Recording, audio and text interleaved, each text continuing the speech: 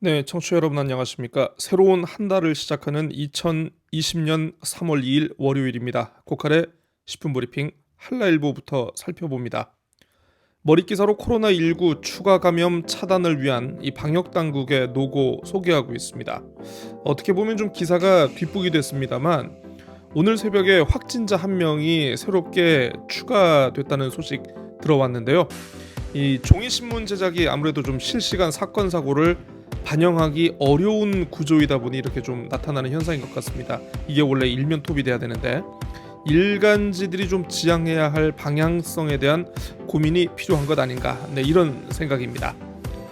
어제 101번째 3.1절을 맞아 문재인 대통령이 코로나19 극복에 힘을 모아달라는 기념사 내용 전하고 있습니다.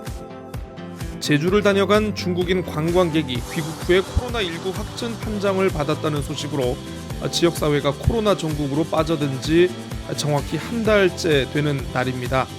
도민들의 일상이 말 그대로 송두리째 바뀌었는데요. 관련한 내용 전하고 있습니다.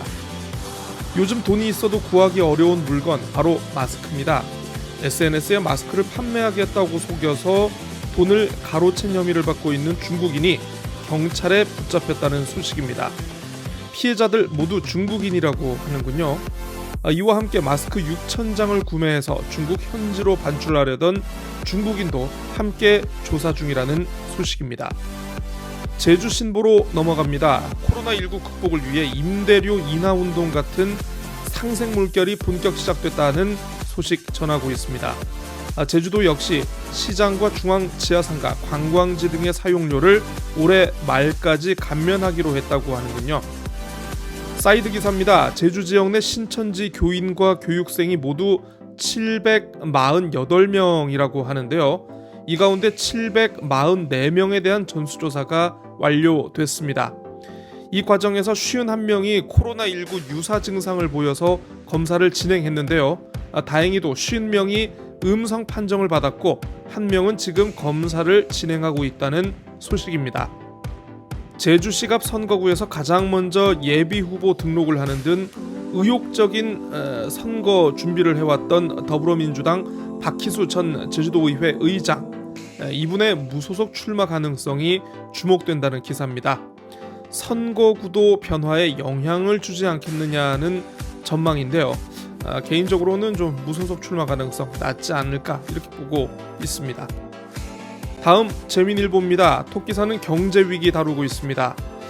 재민일보가 하도 경제위기 기사를 많이 다루다 보니까 좀 기시감마저 이거 봤던 기사 같은데 이렇게 생기는 수준에 이르렀다는 제 판단입니다.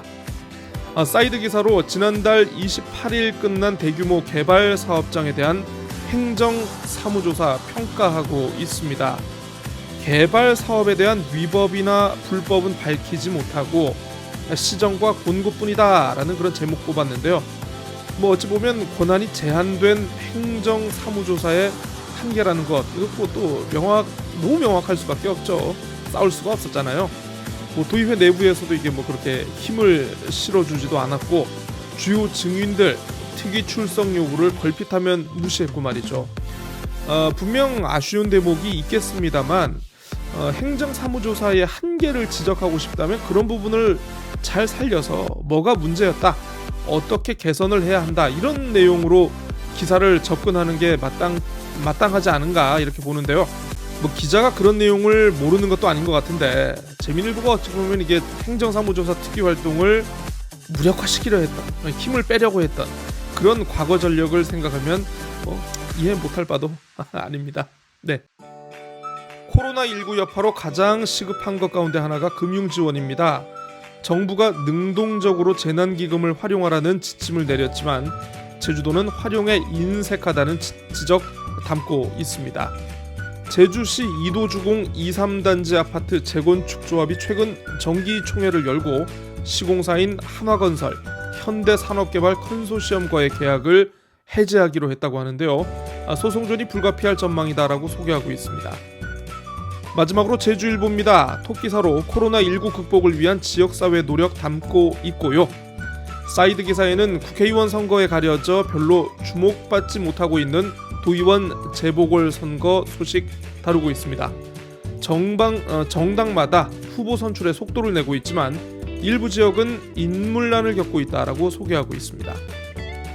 도내 시민단체 18곳이 지난해 4월 독립운동가 서훈추천위원회를 꾸렸다고 하는데요.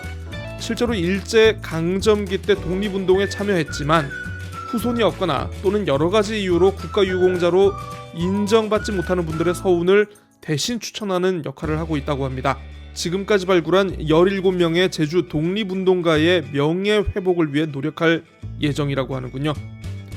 10분 브리핑 오늘 순서는 여기까지 하겠습니다. 저는 내일 다시 찾아오겠고요. 안녕히 계십시오.